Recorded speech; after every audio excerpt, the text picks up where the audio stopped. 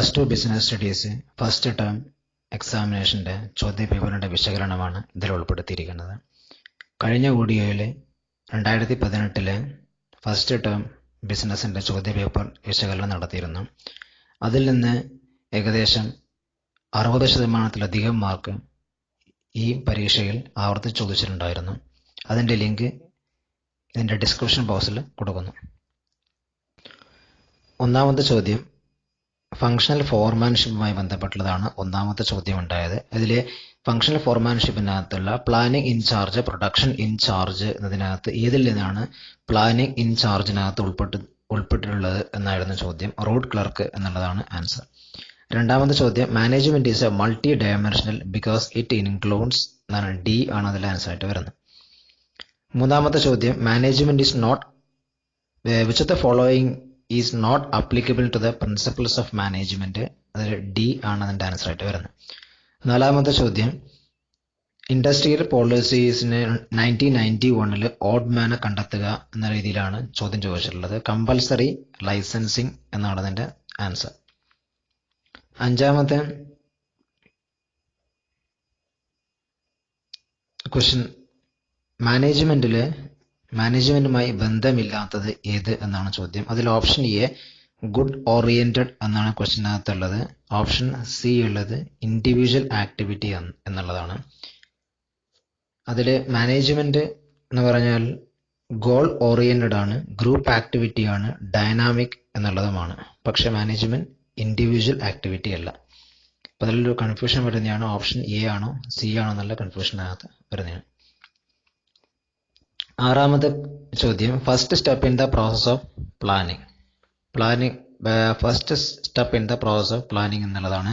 പ്ലാനിങ്ങിന്റെ പ്രധാനപ്പെട്ട സ്റ്റെപ്സ് ആണ് setting objectives, identification of alternatives, evaluation of alternatives, selecting the best alternatives, implementation and follow up എന്നുള്ളതാണ്. ഒന്നാമത്തെ step setting the objectives എന്നുള്ളതാണ്. ഏഴാമത്തെ formulation of broader plan is the responsibility of top level management ആണ്. എട്ടാമത്തെ assumptions about future made in the process of പ്ലാനിങ്ങിനെയാണ് planning premises എന്ന് വിളിക്കുന്നത്. ഒൻപതാമത്തെ some shares of Cochin shipyard a public sector undertaking were sold to the private entrepreneurs. അത് ഡിസ്ഇൻവെസ്റ്റ്മെന്റിന് examples ആണ്. പത്താമത്തെ question briefly explain the efficiency in relation with management എന്നുള്ളതാണ് ചോദ്യം. മാനേജ്മെന്റിലെ എഫിഷ്യൻസി ഇഫക്റ്റീവ്നെസ് ആണ് ഇതിൽ ചോദിച്ചിട്ടുള്ളത്. എഫിഷ്യൻസിയും these two terms are different but they are inter related ആയിട്ടുള്ള ടേംസ് ആണ് എഫിഷ്യൻസിയും ഇഫക്റ്റീവ്നെസ്സും. For management it is important to be both effective and efficient. Effectiveness and efficiency are two sides of the same coin. രണ്ടും എന്താണ് ഓർഗനൈസേഷന് ഏറ്റവും അത്യാവശ്യമായിട്ടുള്ളതാണ്, എഫിഷ്യൻസിയും ഇഫക്റ്റീവ്നെസ്സും. It is important for management to achieve goals that is effectiveness within a minimum resources as efficiency as possible while maintaining a balance between effectiveness and efficiency. അടുത്ത question ചോദിച്ചിട്ടുള്ളത്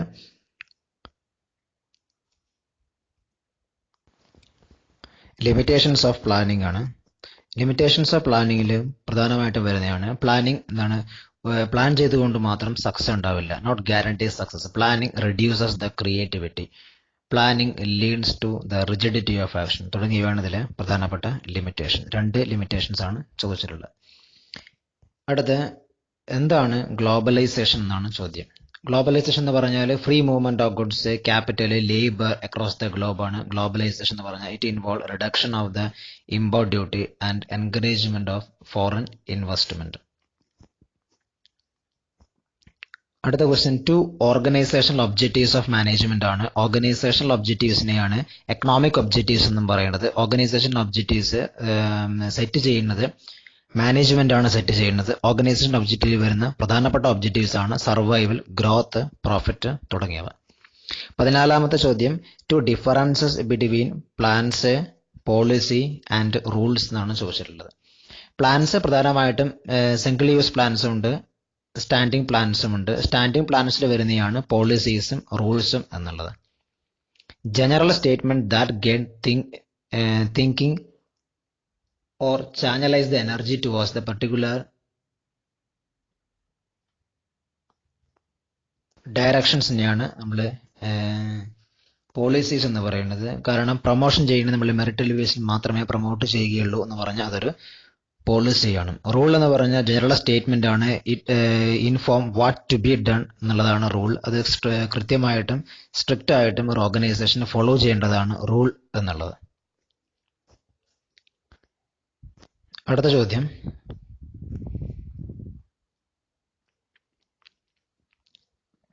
to examples of the objectives which management seeks to achieve in operations എന്നുള്ളതാണ് ചോദ്യം. Objectives എന്ന് പറഞ്ഞ destinations which the organisation want to അച്ചീവ്സിനെയാണ് objectives എന്ന് പറഞ്ഞത്.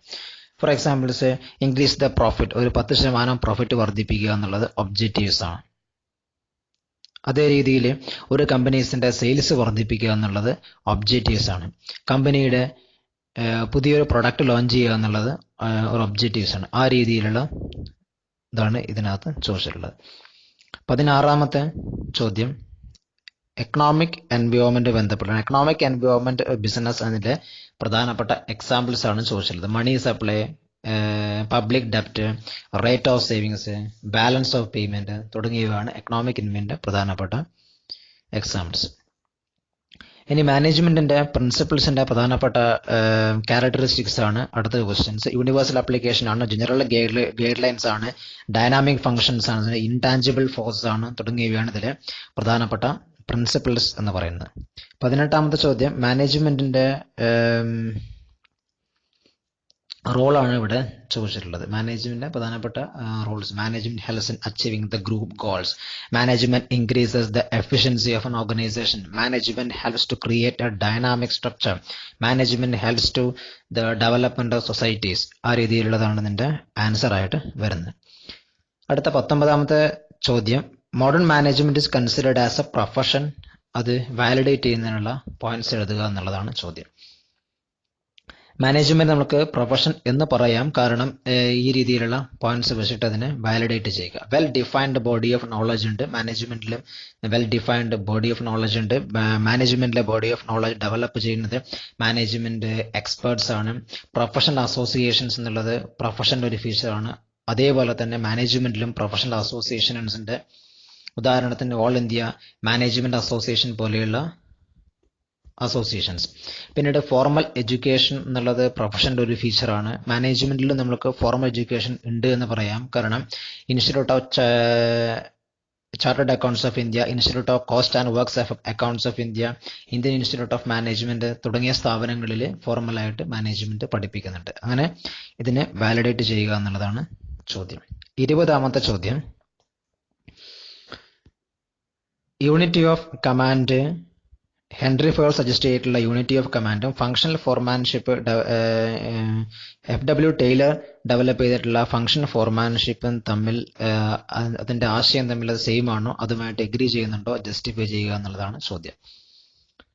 Unity of command എന്നാണ് ഉദ്ദേശിക്കുന്നത് the employee should receive orders, instruction from one superior only. More than one superior at the same time will leads to confusion എന്നുള്ളതാണ് unity of command എന്ന് പറഞ്ഞത്. Unity of command develop ചെയ്തിട്ടുള്ളത് Henri Fayol ആണ്.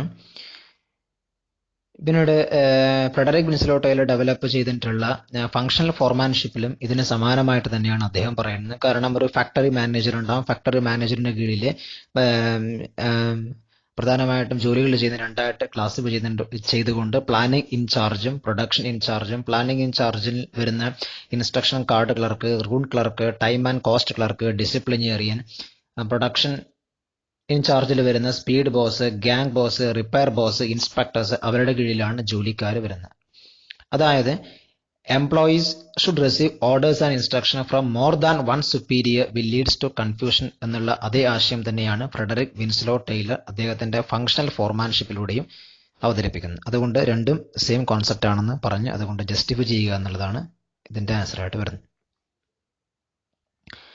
21ാമത്തെ question, impact of demonetisation എന്ന രീതിയിലാണ് ചോദ്യം ചോദിച്ചിട്ടുള്ളത്. ഡിമോണിറ്റൈസേഷന്റെ impact എന്താണെന്ന രീതിയിലാണ് ക്വസ്റ്റ്യൻ വന്നിട്ടുള്ളത്. അതിൽ ഒരു ജനറൽ ക്വസ്റ്റ്യൻ ആണ്. അതിൽ ഇപ്പം economic surveys says that India's GDP is set to grow at 7 to 7.5% in 2018-19. This is an increasing from its prediction to the 6.75% growth in this financial year. അതുപോലെ തന്നെ economic survey has cited the exports and import data to claim that the demonetization affects as now ever.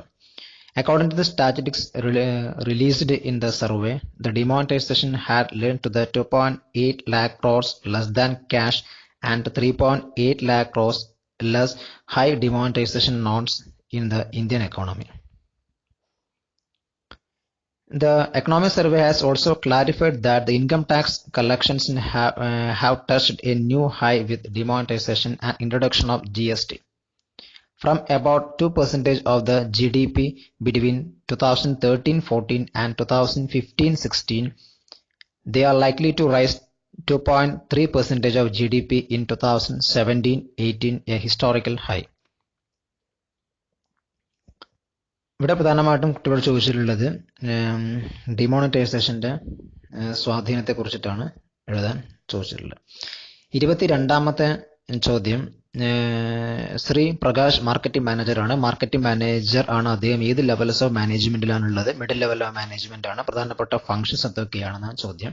Particular middle level management operating decision എടുക്കുക, implementation of policy decision, implement the policy decision by the top level management, planning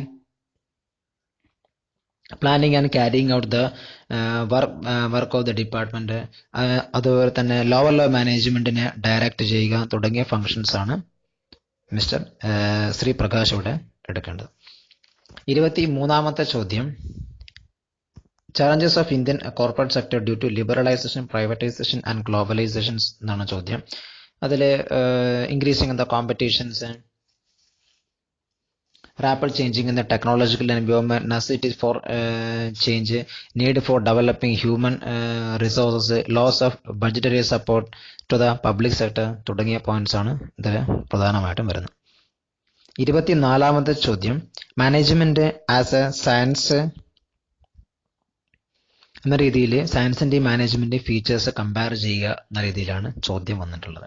മാനേജ്മെന്റിനെ നമ്മൾക്ക് exact science എന്ന് വിളിക്കാൻ പറ്റില്ല. കാരണം മാനേജ്മെന്റിൽ system of body of knowledge ഉണ്ട്. പക്ഷെ ആ ബോഡി ഓഫ് നോളജ് നമ്മൾക്ക് എന്ത് ചെയ്യാൻ പറ്റില്ല, cannot be compared with the principles of physics, chemistry etcetera. അതുകൊണ്ട് തന്നെ മാനേജ്മെന്റിന് എക്സാക്ട് ആയിട്ടുള്ള സയൻസ് ആണെന്ന് പറയാൻ പറ്റില്ല. മാനേജ്മെന്റിൽ നമുക്ക് റിസൾട്ട് പ്രിഡിക്റ്റ് ചെയ്യാൻ പറ്റില്ല. അതുകൊണ്ട് മാനേജ്മെന്റ് ഇൻ എക്സാക്ട് സയൻസ് ആണ്, അല്ലെങ്കിൽ മാനേജ്മെന്റ് സോഷ്യൽ സയൻസ് ആണെന്ന് കൺക്ലൂഡ് ചെയ്യാവുന്നതാണ്. 25ാമത്തെ question, planning is essential prerequisite for controlling എന്നുള്ളതാണ് ചോദ്യം. പ്ലാനിങ്ങിന്റെയും കൺട്രോളിംഗ് തമ്മിലുള്ള റിലേഷൻസ് ആണ് ചോദിച്ചിട്ടുള്ളത്. Both planning and controlling are interrelated to each other. Planning sets the goal for the organization and controlling ensure their accomplishment. Planning decides control process and control provide sound basis for planning. In reality, planning and controlling are both are dependent on each other. രണ്ടും എന്താണ്, ഒരുപോലെ ആവശ്യമാണ്. Control ചെയ്യണമെങ്കിൽ planning വേണം. Planning ചെയ്താൽ മാത്രമേ control ചെയ്യാൻ പറ്റുകയുള്ളൂ. രണ്ടും ഈക്വലി ഇമ്പോർട്ടൻ്റ് ആണ്. 26ാമത്തെ ചോദ്യം, understanding the environment of health manager right decision for justify the answer എന്ന രീതിയിൽ എൻവയോൺമെന്റ് മനസ്സിലാക്കുന്ന വഴി എന്തൊക്കെയാണ് ഇമ്പോർട്ടൻസ് ഉള്ളത് എന്നാണ് ചോദ്യം. Identification of business opportunities, getting the first mover advantage, identifying the threats and early warnings, tapping the useful resources, coping with rapid changes, assisting planning and policy formulation, helps in improving performance തുടങ്ങിയ business environment importance ആണ് ഇതിന്റെ answer ആയിട്ട് വരുന്നത്. 27ാമത്തെ ചോദ്യം വരുന്നത് match ചെയ്യുക എന്നുള്ളതാണ്. വളരെ സിമ്പിൾ ആയിട്ടുള്ള ക്വസ്റ്റ്യൻ ആണ്. ഡിജിറ്റൽ ട്രാൻസാക്ഷൻ ആണെങ്കിൽ ടെക്നോളജിക്കൽ എൻവയോൺമെന്റ് ആണ്. Introductions of the companies act 2013 companies act എന്ന് പറഞ്ഞാൽ അത് ലീഗൽ എൻവയോൺമെന്റ് ആണ്. ഡിമോണിറ്റൈസേഷൻ എക്കണോമിക് എൻവയോൺമെന്റ് ആണ്. വുമൺ എംപവർമെന്റ് എന്നുള്ള സോഷ്യൽ എൻവയോൺമെന്റ് ആണ്. സ്റ്റേബിൾ ഗവൺമെന്റ് പൊളിറ്റിക്കൽ എൻവയോൺമെന്റ് ആണ്. 28ാമത്തെ ചോദ്യം സിംഗിൾ യൂസ് പ്ലാനും സ്റ്റാൻഡിംഗ് പ്ലാനും തമ്മിലുള്ള ഡിഫറൻഷിയേറ്റ് ചെയ്യാനും അതിലെ എക്സാമ്പിൾസ് എഴുതാനുമാണ് ചോദിച്ചിട്ടുള്ളത്. നോൺ റെക്കറന്റ് സിറ്റുവേഷൻസ് ഉപയോഗിക്കുന്ന പ്ലാനിനെയാണ് സിംഗിൾ യൂസ് പ്ലാൻസ് എന്ന് വിളിക്കുന്നത്. പ്രധാനമായിട്ടും budget, programmes, project. Standing plans ഉപയോഗിക്കുന്ന ഒക്കെ regularly over a period of time. അതായത് standing plan helps the internal operations run smoothly. ഒരു കമ്പനിയിലെ ഇന്റേണൽ ഓപ്പറേഷൻസിന് വളരെ നന്നായി മുന്നോട്ട് പോകുന്നതിന് ആവശ്യമായിട്ടുള്ള പോളിസീസ്, പ്രൊസീജിയേഴ്സ്, മെത്തേഡ്സ്, റൂൾസ് തുടങ്ങിയവയാണ് സ്റ്റാൻഡിംഗ് പ്ലാനിൽ പ്രധാനമായിട്ടും വരുന്നത്. 29ാമത്തെ ക്വസ്റ്റ്യൻ. 29ാമത് general principles of management profounded by Henri Fayol. Henri Fayol പ്രധാനമായിട്ടും 14 മാനേജ്മെന്റ് പ്രിൻസിപ്പിൾസ് ഡെവലപ്പ് ചെയ്തിട്ടുണ്ട്. അതിൽ ഏതെങ്കിലും 5 പ്രിൻസിപ്പിൾസ് ആണ് ഇവിടെ ചോദിച്ചിട്ടുള്ളത്. Division of work, authority, responsibility, discipline, unity of command, unity of direction, subordination of individual interest, group interest, remuneration, centralisation, decentralisation തുടങ്ങിയ ഏതെങ്കിലും 5 principles note ചെയ്യാം. 30ാമത്തെ question. Principles of management that guide manager for decision making and implementation. Management പ്രിൻസിപ്പിൾസിന്റെ പ്രധാനപ്പെട്ട significance ആണ് ചോദ്യം. Management പ്രിൻസിപ്പിൾസിന്റെ പ്രധാനപ്പെട്ട ഇമ്പോർട്ടൻസ് ഉൾപ്പെടുന്നതാണ് optimal utilisation of resource, scientific ഡിസിഷന് സാധിക്കുന്നു, meeting the changing economic environment, fulfilling the social responsibility തുടങ്ങിയവയാണ് പ്രധാനപ്പെട്ട സിഗ്നിഫിക്കൻസ് ഓഫ് മാനേജ്മെന്റ്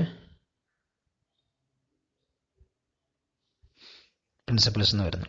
31ാമത്തെ ചോദ്യം കോർഡിനേഷൻസ് ആണ്. Coordinations considered as essence of management. കോർഡിനേഷൻസിന്റെ ക്യാരക്ടറിസ്റ്റിക്സും ഇമ്പോർട്ടൻസുമാണ് ചോദിച്ചിട്ടുള്ളത്. കോർഡിനേഷൻ ഇന്റഗ്രേറ്റ് ചെയ്യാൻ സഹായിക്കുന്നു. കോർഡിനേഷൻ യൂണിറ്റി ഓഫ് ആക്ഷൻസ് സാധ്യതയാണ്. കോർഡിനേഷൻ എന്ന് പറഞ്ഞാൽ കണ്ടിന്യൂസ് ഫംഗ്ഷൻ ആണ്, പെർവാസീവ് ആണ്, റെസ്പോൺസിബിലിറ്റി ഓഫ് ഓൾ മാനേജേഴ്സ് ആണ്, ഡെലിബറേറ്റ് ഫംഗ്ഷൻസ് ആണ്. കോർഡിനേഷൻസ് എന്നാണ് ഒരു കമ്പനിയുടെ സൈസ്, അതേ രീതിയിൽ ഫങ്ഷണൽ ഡിഫറൻസിയേഷൻ, സ്പെഷ്യലൈസേഷൻ ഇങ്ങനെയുള്ള പല വിഭാഗങ്ങളിലും അതെന്താണ് ഏറ്റവും കൂടുതൽ കമ്പനിയിൽ ഹെൽപ്ഫുൾ ആവുന്ന ഒരു ഫംഗ്ഷനാണ് കോർഡിനേഷൻ എന്നുള്ള ഫംഗ്ഷൻ. 32ാമത്തെ ചോദ്യം. Planning is the first and most important function of management. പ്ലാനിങ്ങിന്റെ ഫീച്ചേഴ്സ് എഴുതുക എന്നുള്ളതാണ്. Planning refers to bridging the gap between where we are now and where we want to go. Planning, deciding in advance what is to be done, who is to be done, when is to be done, where is to be done. ഇതൊക്കെ decide ചെയ്യുന്നതിനെയാണ് എന്ത് വിളിക്കുന്നത്? Planning എന്ന് വിളിക്കുന്നത്. പ്ലാനിങ്ങിന്റെ പ്രധാനപ്പെട്ട features ആണ് ഇവിടെ ചോദിച്ചിട്ടുള്ളത്. Planning provides direction. Planning based by resource of minimise ചെയ്യാൻ പറ്റും. പ്ലാനിംഗ് ഒരു കമ്പനിയെ സംബന്ധിച്ചിടത്തോളമുള്ള തീരുമാനങ്ങൾ എടുക്കുന്നതിന് വേണ്ടി സാധിക്കുന്നു. പ്ലാനിംഗ് എന്ന് പറഞ്ഞാൽ കൺട്രോളിങ്ങിന്റെ ബേസ്ഡ് ആണ്. പ്ലാനിംഗ് ഉണ്ടെങ്കിൽ റിസ്ക് അല്ലെങ്കിൽ പോസിബിലിറ്റി ഓഫ് ലോസ്, അൺസർട്ടനിറ്റി കുറക്കാൻ പറ്റും. ഇങ്ങനെയുള്ള കുറച്ച് ഇമ്പോർട്ടൻസും ഇതിൽ പ്രധാനമായിട്ടും വരുന്നത്.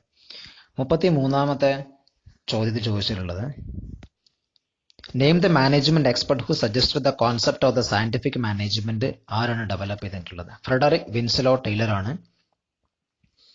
മെഡ്വേൽ സ്റ്റീൽ കമ്പനിയിൽ വർക്ക് ചെയ്തിരുന്ന അമേരിക്കൻ മെക്കാനിക്കൽ എഞ്ചിനീയർ ആയിട്ടുള്ള ഫ്രെഡറിക് വിൻസ്ലോ ടൈലർ ഡെവലപ്പ് ചെയ്തിട്ടുള്ള പ്രിൻസിപ്പിൾസ് ആണ് സയന്റിഫിക് മാനേജ്മെന്റ് എന്നുള്ളത്.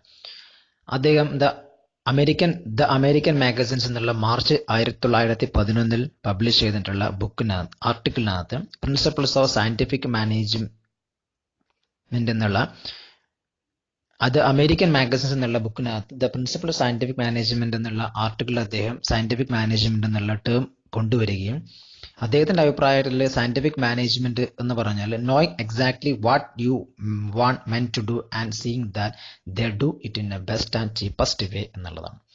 അദ്ദേഹത്തിന്റെ പ്രധാനപ്പെട്ട പ്രിൻസിപ്പിൾസ് എന്ന് പറഞ്ഞാൽ പഴയ രീതികളെ മാറ്റിക്കൊണ്ട് എല്ലാ കേസിലും സയൻസ് ശാസ്ത്രീയമായിട്ട് കാര്യങ്ങളെ നോക്കിക്കാണുക എന്നാണ് അദ്ദേഹം മുന്നോട്ട് വച്ചിട്ടുള്ളത്. Science not rule of thumb, harmony not discord, cooperation not individualism, development of each and to attain the greatest efficiency തുടങ്ങിയവയാണ് പ്രധാനപ്പെട്ട പ്രിൻസിപ്പിൾസ്. അദ്ദേഹത്തിന്റെ പ്രധാന ടെക്നിക്സ് വരുന്ന standardisation, time study, fatigue study, differential piece rate system, functional foremanship തുടങ്ങിയ ഇങ്ങനെയുള്ള കാര്യങ്ങളാണ് അദ്ദേഹത്തിന്റെ techniques ആയിട്ട് വരുന്നത്. ഇതിലെല്ലാ ക്വസ്റ്റ്യൻസും താരതമ്യേന എളുപ്പമുള്ള ക്വസ്റ്റ്യൻസ് ആണ്. അതുകൊണ്ട് തന്നെ കുട്ടികൾ നല്ല മാർക്ക് സ്കോർ ചെയ്യുമെന്നും പ്രതീക്ഷിക്കുന്നു. Thank you for hearing.